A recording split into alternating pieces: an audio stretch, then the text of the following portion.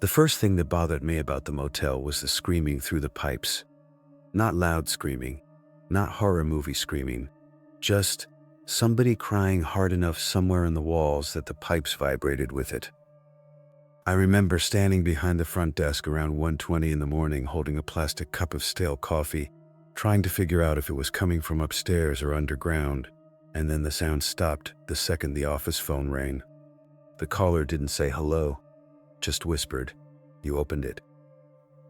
I checked the caller ID, internal line, room 14. The room is supposed to be empty. I worked at the Red Maple Motel off Route 8 for maybe 5 weeks total before I quit. Tiny roadside place, 2 floors, 20 rooms, mostly truckers, divorced dads, construction crews, and people who paid cash and avoided eye contact. The owner, Marvin, hired me because I agreed to work nights. He gave me exactly 3 rules during training. Lock the lobby door after midnight, don't give refunds after check-in, and never open room 14.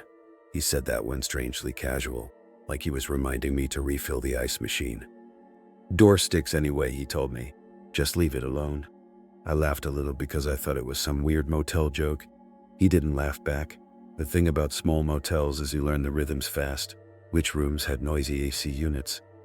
Which guests smoked, despite the signs? Which truckers left before dawn? I got used to hearing footsteps overhead and TVs through the walls. But room 14 stayed weird. It sat at the far end of the lower level, beside the busted vending machine. No number on the door, just a darker rectangle where the number plate used to be. Still, everybody called it 14. Housekeeping carts never stopped there. Nobody parked outside it. But sometimes, around 2 or 3 a.m., I'd see light under the door. Real faint, like an old TV flickering. The first week I ignored it. The second week I asked one of the cleaners about it. Rosa stopped folding towels and just stared at me. If you hear knocking from there, she said, you pretend you didn't. Then she walked away. That stuck with me because she was normally loud as hell. Always joking, but not about that room. Then came the Thursday night with the man in the gray windbreaker. That's when things started feeling actually wrong. He came in around 11:40 p.m. carrying no luggage, maybe late 50s. Wet hair, though it hadn't rained yet. He kept glancing toward the motel wing while I checked him in. Said he wanted room 12 specifically. Not 11, not 15. Room 12, right beside 14. I told him that room had plumbing problems because, honestly, I just didn't want anybody near there anymore. He smiled at me and said, that room doesn't like neighbors. I remember laughing awkwardly and asking what he meant.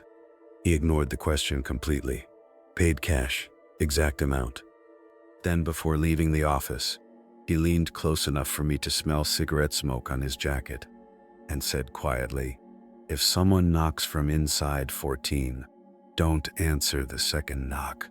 I watched him walk down the breezeway through the security monitor. He stopped outside room 14 for maybe 10 seconds, just stood there, head tilted. Then he went into room 12. Around 1 a.m. the storm hit. Heavy rain, the kind that shakes old windows. The office TV kept losing signal. Every few minutes the security cameras flickered black for half a second. I started hearing tapping sounds through the lobby wall, not from outside, inside the wall, like fingernails lightly tapping pipes. I turned the TV volume down. The tapping stopped immediately. Then came 3 knocks, hollow, slow, from the lobby door. I checked outside, nobody there. Parking lot empty, except for 2 semis and a white van I didn't recognize. The knocks came again before I fully closed the blinds. 3 more, this time from behind me, from the hallway leading to the maintenance room. I actually felt my stomach drop, because there was nobody back there. I grabbed the flashlight Marvin kept under the desk and walked down the hall, trying not to feel stupid. The fluorescent light overhead buzzed loud enough to hurt my ears. I checked the maintenance room. Empty. Laundry room. Empty. But when I came back to the desk, the phone was ringing again. Internal line. Room 14. I let it ring 4 times before answering. Static. Then breathing. Wet sounding. like someone had been crying for hours. I said, "Hello." The breathing stopped. Then a man's voice, very calm, said, "He let her out." Click. I immediately called room 12. The man in the windbreaker answered on the first ring. Before I could even speak, he said, "Did you open the door?" I told him no. He exhaled hard. Then somebody else did. Then he hung up on me. I swear, I considered calling the police right then. But what was I supposed to say? Weird phone calls from an empty room. So instead, I checked the camera feed facing the lower rooms. Room 12 door was closed. Room 14 looked normal. But the white van was now parked directly outside it. No headlights, no plate on the back. I watched the screen for maybe 30 seconds before the image distorted into static. When it returned, the van was gone. Just gone. No headlights leaving. No movement. It was there, and then it wasn't. That freaked me out enough that I rewound the footage, except the DVR timeline skipped from 1:13 to 1:26. 13 entire minutes missing. I checked again, thinking I clicked wrong. Same thing. During that missing gap, the timescape flickered like corrupted footage. Then the office lights dimmed. Every single one at once. I heard footsteps outside the lobby. Slow, wet footsteps. I peeked through the blinds, expecting police or some drunk guest. Nobody, but the footsteps kept going, right outside the glass, then stopping, then continuing, like someone pacing inches away from me. My phone buzzed in my pocket hard enough to make me jump. Unknown number. The text just said, "Don't look through the peephole." I stood there staring at it, trying to figure out who the hell even had my number. Another text came immediately after. "He is using her voice now." I backed away from the front door so fast I knocked over the coffee cup. Then somebody knocked gently on the glass. One knock. And a woman's voice said, "Please, I'm cold." It sounded completely real. Young. Exhausted. I froze, because part of you automatically wants to help. I almost unlocked the door right there. Then she said my name. "Ethan, please." I had never told any guest my name that night. My tag was turned backward because the pin broke. The voice got softer. "He said you'd help me." I don't know why, but that sentence scared me more than anything else. Not the voice, not the knocking, that sentence. I stepped toward the door before catching myself and looking at the camera monitor instead. The parking lot cameras showed the entire front entrance clearly. Empty. Nobody outside. But the knocking continued, right in front of me. Then came a second knock. Harder. Immediately I remembered what the man in room 12 had said. "Don't answer the second knock." I backed away so fast my chair tipped over. The knocking stopped. Complete silence. Then from somewhere down the motel wing came screaming, multiple voices at once. I ran to the camera monitor. Room 12 door was wide open, rain blowing inside. I called the room. No answer. Called again. Nothing. I grabbed the master key before my brain could talk me out of it and went outside into the storm. Rain soaked me instantly. Half the exterior lights were dead now, leaving sections of the walkway almost pitch black. I could hear a TV playing somewhere too loud, static mixed with laughter. Room 12 stood open exactly like on camera. I yelled into it. No response. The room smelled weird, like mildew and burnt wires. Bed untouched, bathroom empty. But the carpet near the connecting wall with room 14 was soaked. Not water, something darker. I crouched down thinking maybe a pipe burst. Then I realized the wet trail disappeared underneath the wall itself, like it had seeped through from the other room. Then I heard the crying again, very faint, right beside me. I turned slowly toward the shared wall. There was a hole near the baseboard, maybe the size of a quarter, and somebody was whispering through it. I couldn't make out words at first, just panic, then clearer. "Don't let him know you hear him." My whole body locked up. I whispered back, "Who's there?" Silence. Then something tapped twice from inside the wall. 2 tiny taps. Suddenly, the bathroom light in room 12 shut off, then back on, then off again. I looked up toward the mirror and saw movement reflected behind me. Someone standing in the doorway. I spun around. Nobody there. But the door to room 12 was slowly closing by itself. I know how that sounds. Maybe wind pressure. Maybe warped hinges. But the movement was smooth, slow, deliberate. Before it fully shut, I heard footsteps splashing outside, heading toward room 14. I rushed back into the rain and saw a figure standing outside that door. Tall, broad shoulders, gray windbreaker. The man from room 12, except he was facing the door completely motionless. I shouted at him over the rain. He didn't react. I got closer. "Sir." Still nothing. Then I realized the door to room 14 was cracked open maybe 2 inches. Yellow light leaking through. The man finally spoke without turning around. I told him not to open it. I asked who opened it. He said, "Night manager before you." Then he laughed quietly. Not normal laughter either, more like disbelief. "She keeps sounding younger." I should have walked away, called police, quit immediately, but I made the mistake of looking through the crack in the door. The room inside looked normal at first. Lamp on, TV glowing static blue, empty bed. Then I noticed the bathroom mirror. There was someone reflected in it, standing directly behind the door, where nobody should have been visible. A woman, thin, wet hair hanging over her face, not moving. I stumbled backward hard enough to slip on the walkway. The man grabbed my arm instantly. "Strong grip. Don't let it see you panic," he whispered. Then from inside room 14 came my own voice, perfectly mine. "Hey, can you help me for a second?" Every hair on my arm stood up. I knew it was impossible, but it sounded exact. Same nervous tone, same scratch in my throat. The man released my arm immediately and backed away from the room. "Too late," he muttered. Then the TV inside cut to black. Total darkness. I heard footsteps moving around inside the room fast, not toward the door, around the walls, like somebody circling furniture at full speed. Then the lobby phone started ringing in the distance. I could hear it from across the parking lot, ringing nonstop. The man in the windbreaker suddenly walked away from me toward the stairs without another word. I yelled after him, but he just kept going. Didn't run, didn't look back. By the time I reached the office, the phone had stopped. The security monitors were all frozen on different timestamps. One showed an empty parking lot.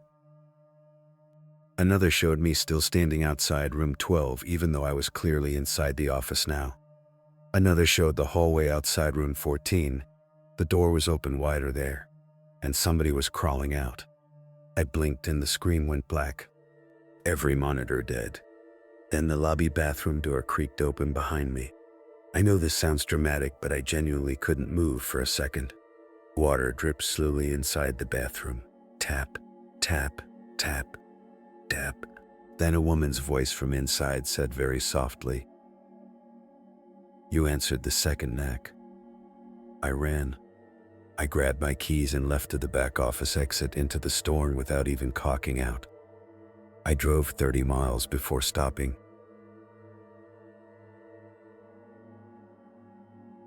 Didn't sleep that night. Didn't go back either. Marvin called me the next afternoon, sounding more annoyed than worried. Asked where the master key was. I told him everything.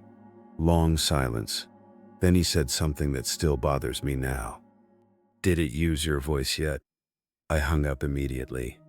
Couple days later, I drove past the motel during daylight just to prove to myself I'd exaggerated things. The place looked almost normal. New guests, housekeepers outside. But room 14 was boarded up completely now. Fresh plywood, no windows visible. And standing beside it, in the parking lot, was the white van. Same one from that night. No plates. Engine running. Somebody sitting inside watching the motel office. I kept driving. The weird part is this. About 6 months later, I got a voicemail at 2:14 in the morning from a blocked number. Static at first, then knocking, 3 slow knocks. After that, my own voice whispered, "You never actually looked inside."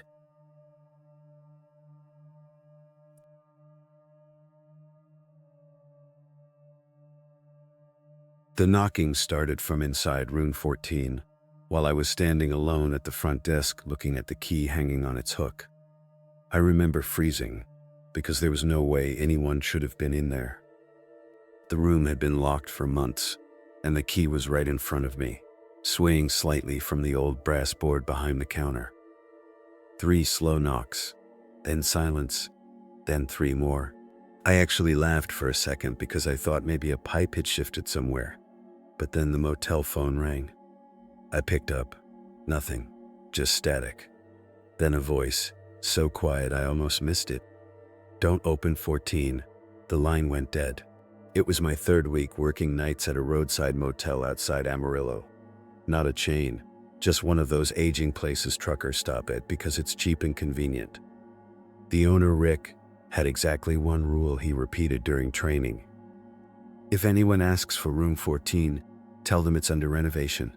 If you hear anything from room 14, ignore it." He said it casually, like he was talking about changing towels. I assumed it was some weird joke employees played on new hires. That night was a Tuesday, almost no guests. A storm had been moving across the highway for hours, and the parking lot looked empty except for a red pickup parked under a flickering lamp. Around 1:15 a.m., a man walked into the lobby. I didn't hear the door open. One second I was looking at paperwork, the next he was standing there. Mid-50s maybe, rain dripping from his jacket. "Need a room," he said. I started typing. He glanced at the wall of keys behind me. Then he pointed. 14. The way he said it made my stomach tighten. Not because of the room itself, because he didn't ask if it was available. He said it like he already knew it existed. I gave the standard response. "Sorry, that room's unavailable." He stared at me for a few seconds.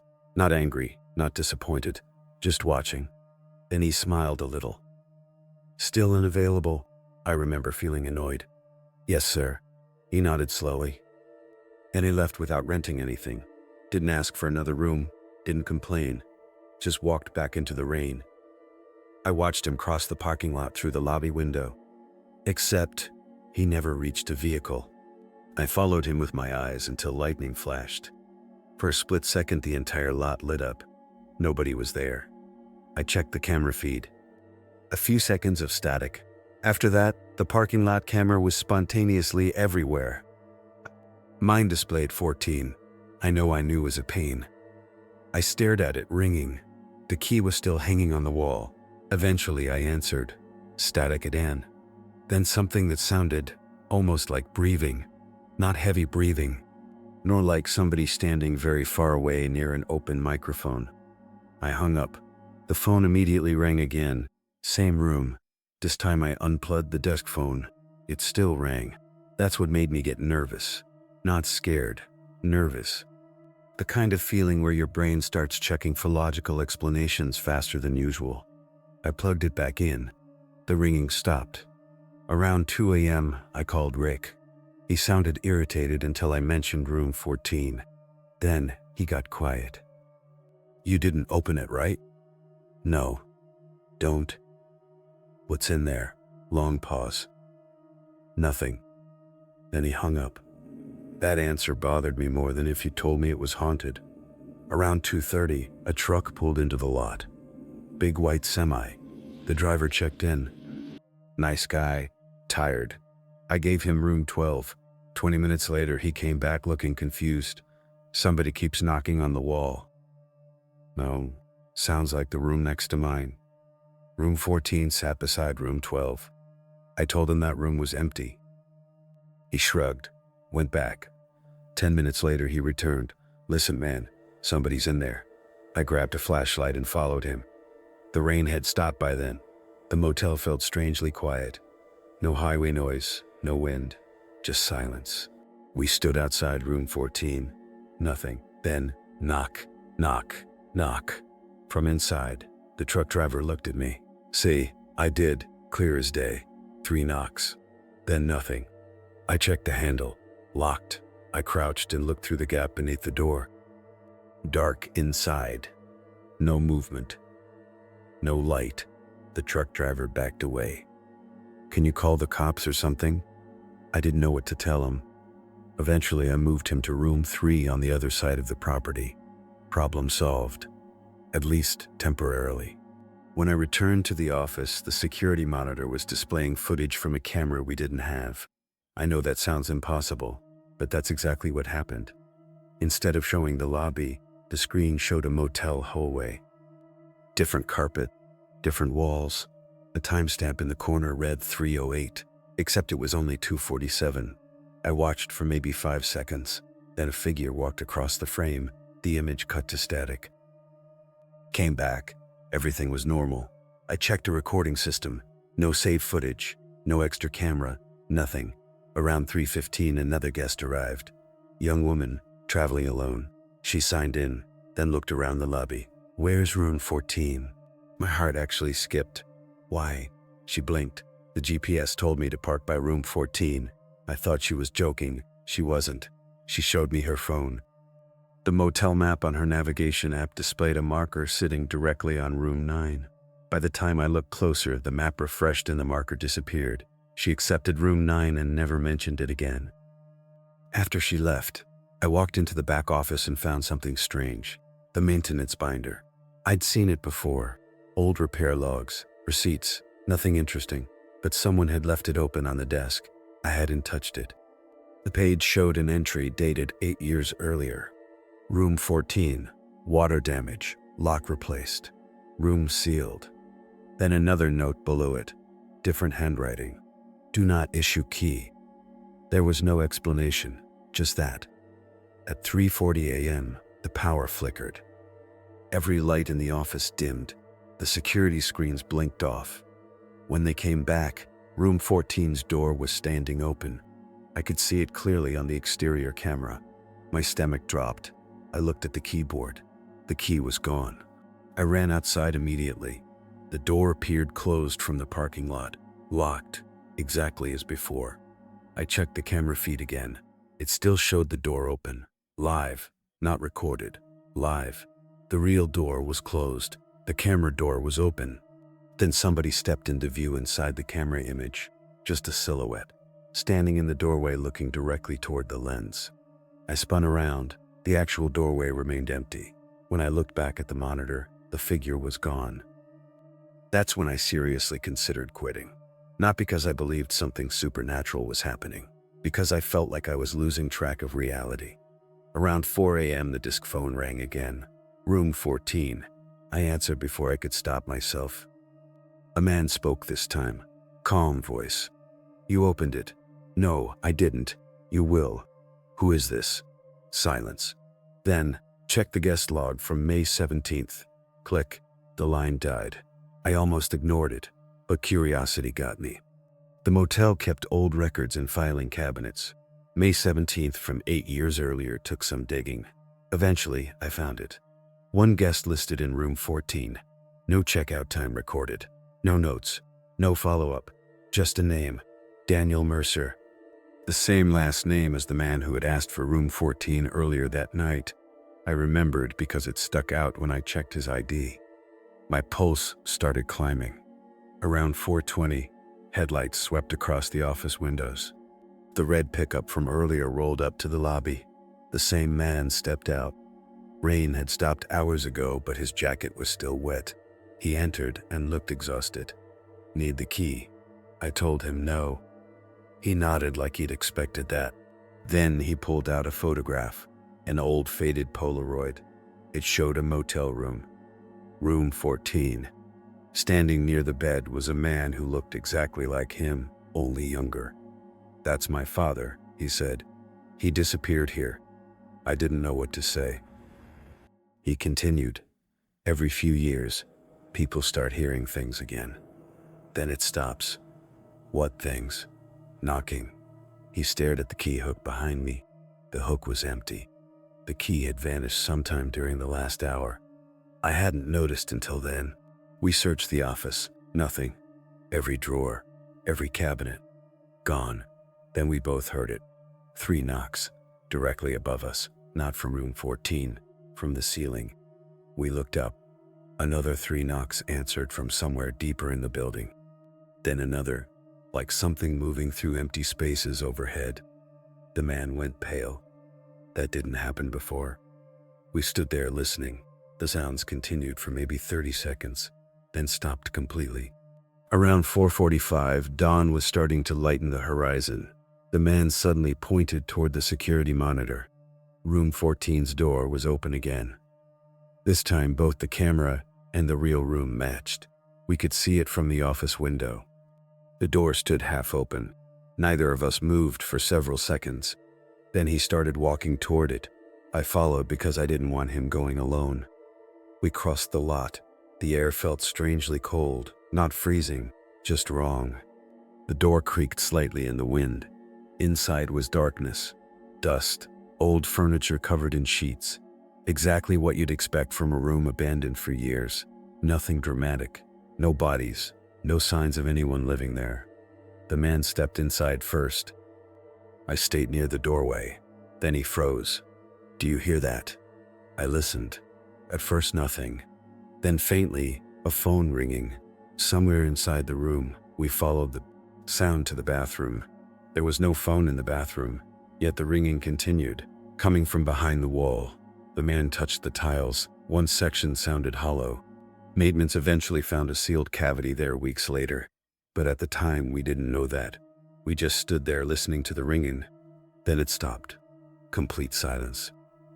The man looked at me. My father used to call every Sunday. Before I could answer, a voice crackled from my radio clipped to my belt. Front desk requesting assistance. The problem was, I was the front desk. We both stared at the radio. The voice came again, this time distorted, barely understandable. Then one sentence emerged clearly. "Why did you open the door?" The radio died. We left immediately. Neither of us ran. We just walked out and locked the room again. When Rick arrived that morning, he looked more angry than surprised. He refused to discuss any of it. The maintenance crew later opened the hollow section of bathroom wall. There was nothing inside except old wiring and dust. No phone, no hidden room, no evidence of anyone ever being there. The strangest part came 2 days later, when I reviewed the guest records again. The entry for Daniel Mercer was gone. Not deleted, gone. The pages before and after were still there, but that line no longer existed. I quit a month later.